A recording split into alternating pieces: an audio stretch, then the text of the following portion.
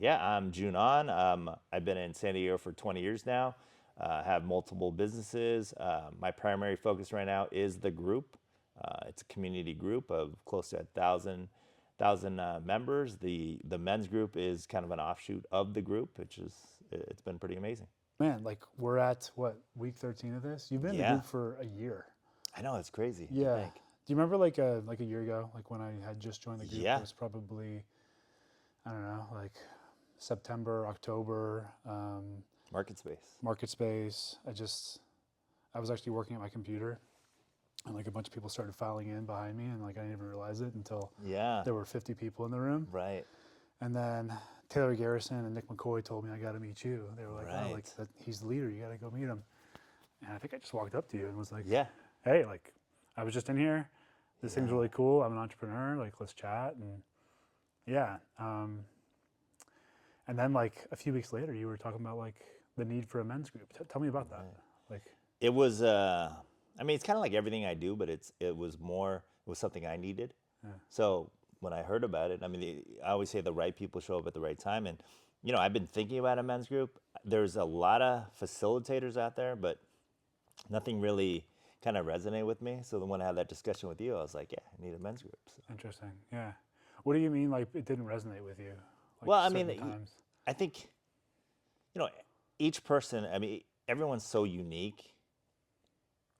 Everyone what resonates with them might not resonate with me. And a lot of the things I saw was a lot of hey, let's stand, around a bonfire and just like roar like men. Mm-hmm. I have jujitsu. I don't Yeah. necessarily need that type of Mm-hmm. men's program. So, Yeah. more power to them. But hearing what you have and what you've done, that resonated with me. Yeah. Yeah. Something about it resonated. What was like? I guess you said like you said this before. Like it was something that you felt like you needed or like you Yeah, wanted. yeah. How long did you know you wanted something like that? Ooh, a long time. Yeah. Honestly, it's something that even growing up as a kid, never really had a strong male figure to be my mentor to bounce things off of, and Yeah. so it was just kind of I have an immigrant father. He said just be tough, Yeah. don't cry, Yeah. push through. So I did that for a while, but I always knew something was off. Mm. I needed more than that, and so I was never really given an opportunity except for, and I always bring up jujitsu, but jujitsu, there's that common bond. Yeah. I'm not really speaking, it's unspoken kind of camaraderie, but Mm-hmm.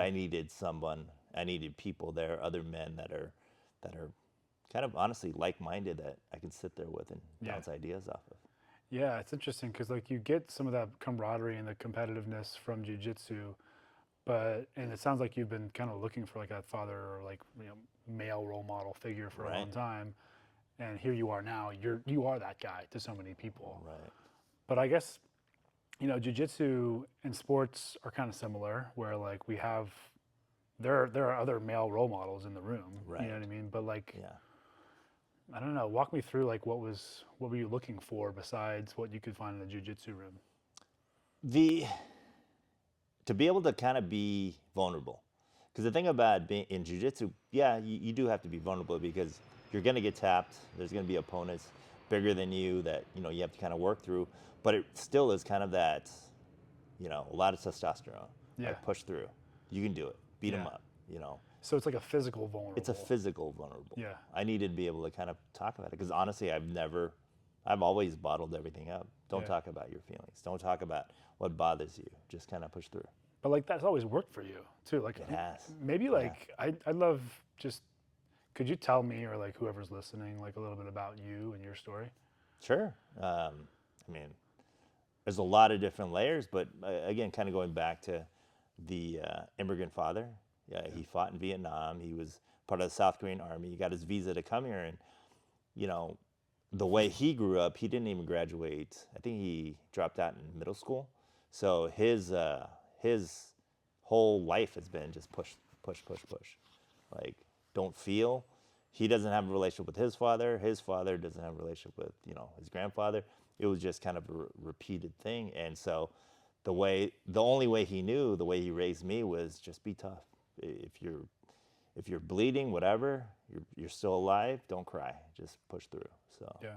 yeah, Man, I'm curious, like for you, you've been through a lot as it relates to your dad and like that whole relationship ever since you were born.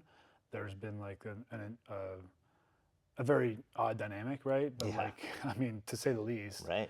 Uh, but like, I don't know, like, was there any part of your upbringing that you look back and you actually do appreciate, like the Oh, I parts? appreciate all of it, Yeah. every single moment.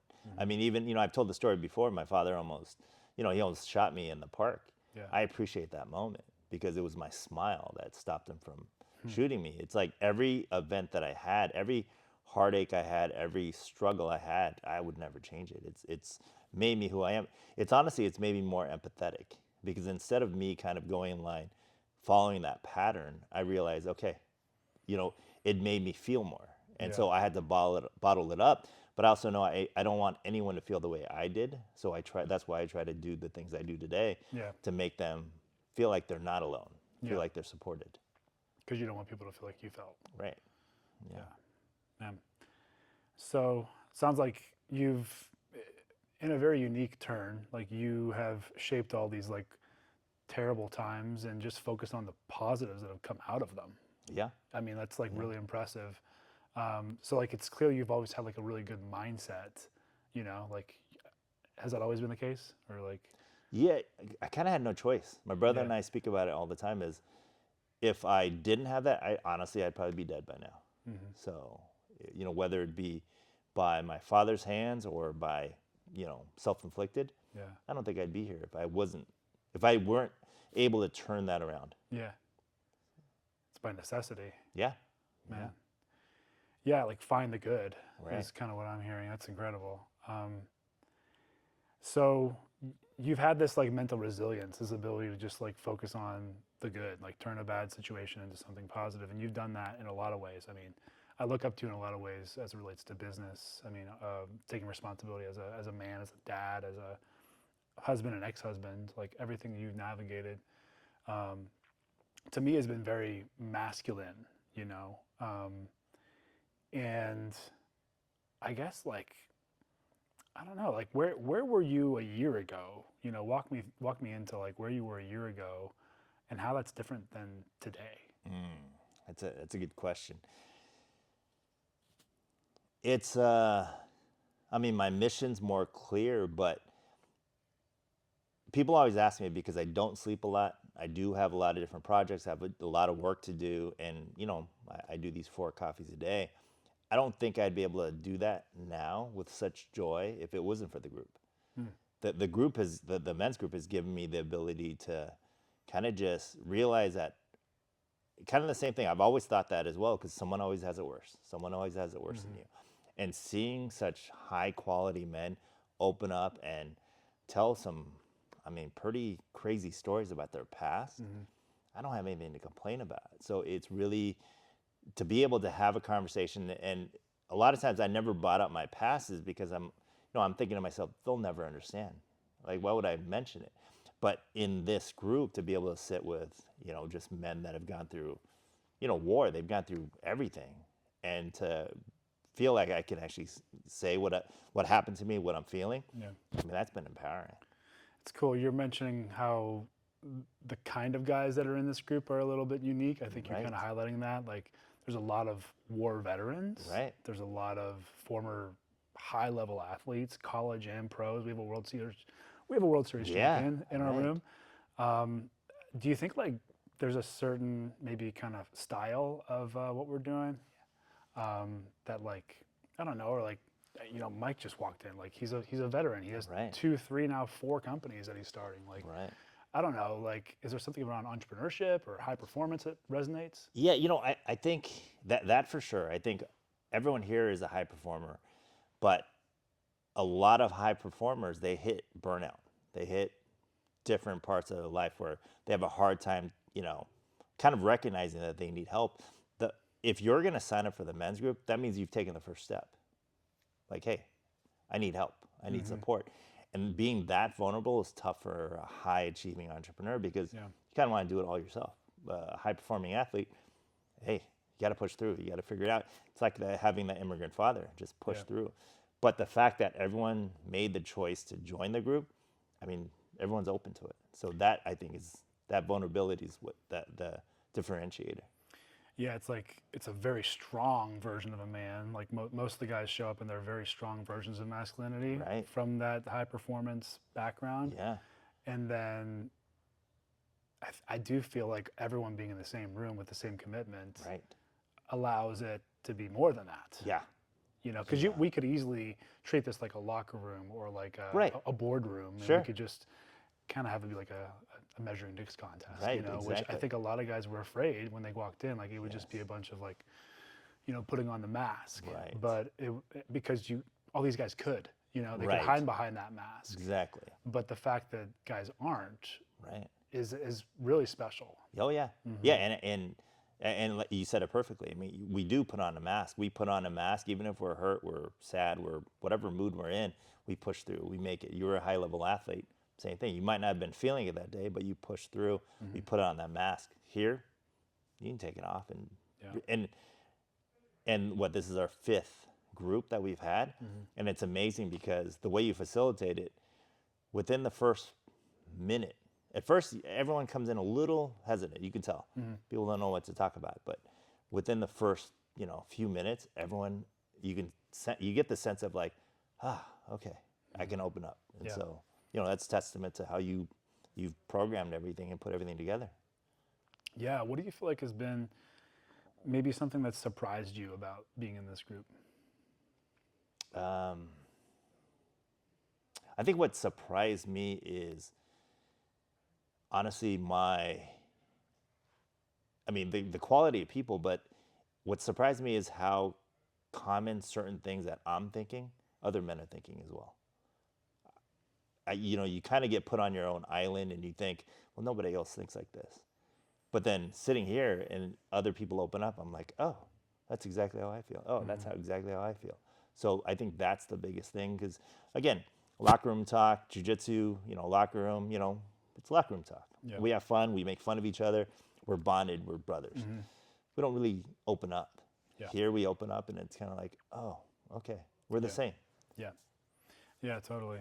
So that's a common thing that people say is like they're surprised by how quickly and easily people open up, and then also like realizing that we're all like going through the same things. Right. Yeah. We're literally having the same thoughts, but no one's saying it. Right. It's like ships passing in the night. Like Yeah. if this group didn't exist, then there'd be 12 men out there just like passing each other. You're right. You know, not Yeah. saying anything, not talking about it, and thinking that they're literally on an island. Right. Huh. Well, that's the other thing too is typically, maybe aside from a couple people, if we hadn't met through this, we wouldn't be hanging out. We wouldn't be talking, and it's amazing to be bonded with different people from all different walks of life. That's a lot of joy in that. Yeah, yeah, for sure. What's been like, I don't know, a personal breakthrough or a personal like shift that you've been able to make or see in your life, whether it's professionally or your relationship or I don't know, your dad, like Yeah, it's I think with my father, again, we don't have a relationship, but I didn't think I had animosity towards him, but I did have a little. I held it towards him, and I think after this, I don't have any I want the best for him. I don't think we're in a place where we're gonna have a relationship, but I'm okay with that. I'm at the place where I'm okay with it. It doesn't pop in my head, and I think any sort of animosity is gone. I know that we talked about some of that like a few weeks ago, at least in the group, and I'll keep that confidential. But Yeah. like, you were kind of challenged with like this idea of like accessing some of that anger. Right. What do you think was like maybe something that led to you being able to forgive him and move through that? What did that for you? I think honestly, just kind of looking back and kind of looking where he came from. I'm not excusing the things he's done, but he was never given the tools. And I think, it's we can sit there and we can complain and say, well, why did they do this to me? But a lot of times too, I think we're kind of seeing this in the world. People are just judging right away.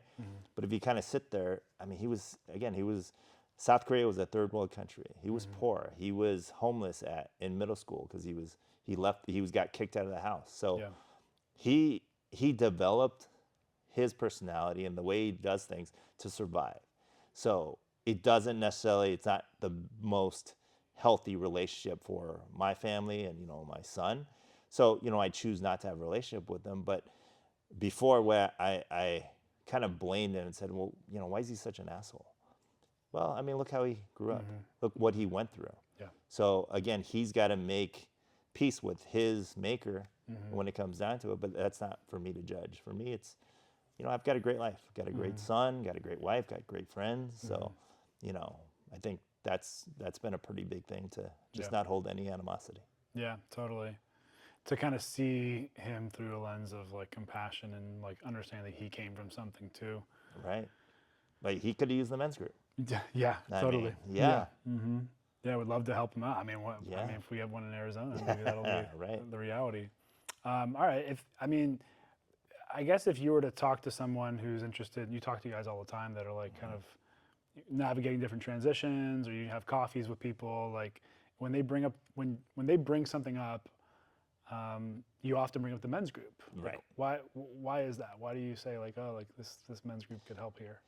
Well, I've seen how it's impacted everyone that's been a part of it, and not the same people aren't here from the first men's group, and it rotates through. Some of the same people are still here, but I've seen the impact it has on them. I felt the impact on myself. So when I sit down having coffee with people and they start telling me kind of their traumas or things they're currently going through with their relationships or business, I always tell them this honestly is a life changer, because you kind of get stuck in your echo chamber, and your friend, all the love for your friends, but if they've been your friends for 20 years, not a lot changes because it's the same core group. Your relationship, if you've been in it for 20 years, it starts to grow, but it's the same. You start getting the same ideas, and it's refreshing to be with a group of, again, high achieving men that you get different perspectives on things. And so I think that changes everything. You need to step outside the box, and it's so easy as men not to take a chance, and so take a chance. Yeah. Do a men's group. Yeah, totally. I feel like there's a lot of guys that hesitate to even reach out or Right. share these kinds of things, or like hesitations can be. I mean, Randy even said like, I almost like backed out of it. Yeah. Like, Right. what would you say to a guy that's like thinking like maybe on the fence about something like this? Right. What I would say is, and I always tell people too, is, obviously you want to live your life as much as possible without regrets.